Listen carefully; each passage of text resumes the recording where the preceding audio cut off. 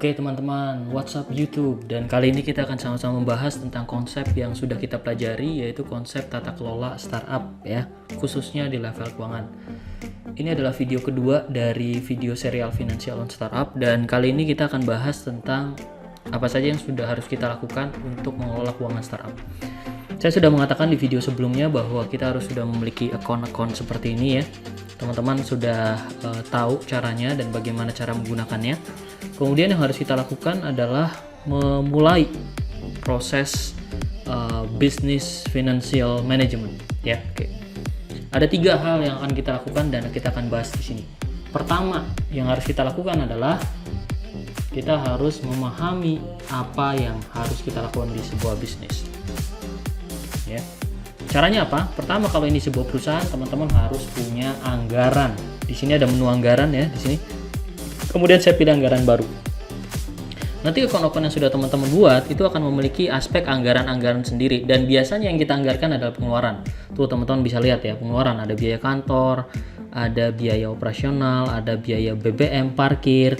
Ini teman-teman bisa isi ya, dan di sini anggarannya per bulan tuh. Teman-teman bisa lihat anggarannya per bulan ya. Anggarannya per bulan. Jadi teman-teman bisa lihat di situ.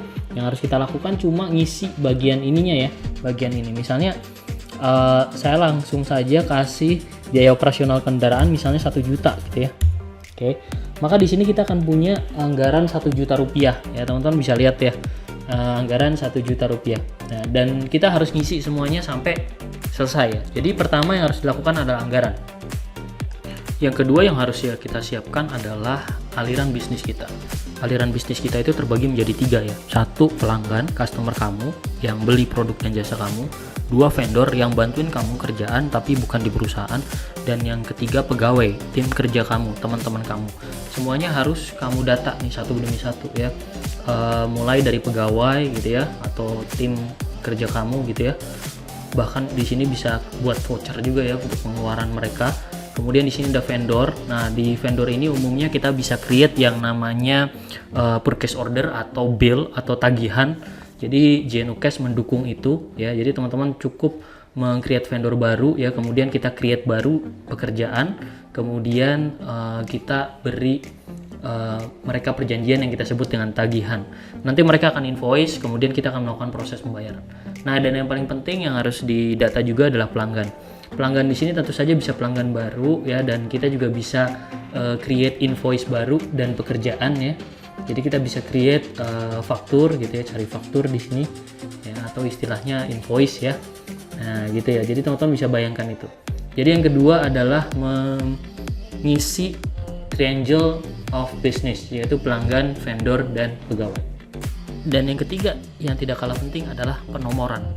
Jadi kamu harus mulai menyusun penomoran standar di perusahaan kamu ya. Penomorannya macam-macam ya teman-teman ya. Bisa mulai dari ya, kalau kita bisa lihat nih nomor vendor ya. Oke. Kemudian kita juga perlu menambahkan nomor pelanggan. Nah, teman-teman harus menentukan itu ya. Kemudian nomor pegawai dan sebagainya. Jadi penomoran yang nomor 3 yang cukup penting. Jadi pada saat kita membuat sebuah pekerjaan baru, misalnya di sini, ini juga ada nomor pekerjaan. Misalnya saya buat ya, oke. Nah seperti ini, saya buat sebuah nomor pekerjaan, kemudian nama pekerjaannya misalnya Office 365 Deployment gitu ya. Kemudian kita bisa memilih pelanggan kita, ya pelanggan kita. Saya akan cari misalnya yang di depannya I gitu ya. Kemudian di sini saya memiliki pelanggan yang I ya, kemudian saya pilih gitu ya. Saya pilih di sini. Kemudian saya tambahkan tidak ada bunga dan sebagainya gitu ya. Nah, dalam sebuah pekerjaan umumnya ada 2 hal ya. Pertama ada faktur, ada PO, purchase order. Purchase order ini biasanya diberikan atau disampaikan oleh perusahaan kepada kita. Kemudian setelah kita sudah memiliki faktur tersebut, kita bisa melakukan penagihan ya. Kita bisa melakukan penagihan. Dan di sini kita bisa menyusun tagihannya itu seperti apa. Ya, aksinya seperti apa, apakah ini per jam, material atau project. Kemudian nanti akan dimasukkan kemana ya, kita akan masukkan kemana, misalnya kita bayarnya itu berupa pemasukan jasa gitu ya.